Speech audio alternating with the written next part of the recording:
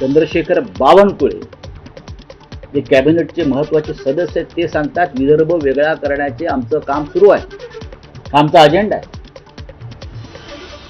आणि देवेंद्र फडणवीस त्यावर काम करतायत. त्याच्यावर मिंधे गटाचा स्वतःला शिवसेना म्हणून घेणारा एकही आमदार उचलून उठला नाही. याचा अर्थ हे अमित शहाचे मिंधे आहेत, बर्फाच्या लादीवर बसल्यासारखे बसून आज थंडगार लोळागोळा होऊन.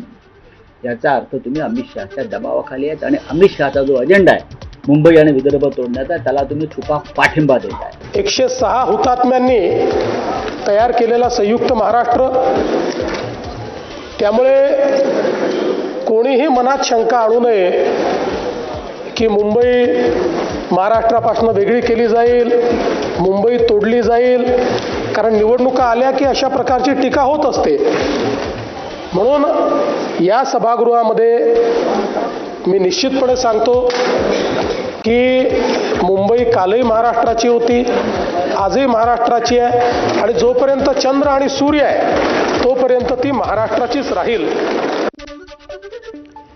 महायुतीमध्ये जागा वाटपावरून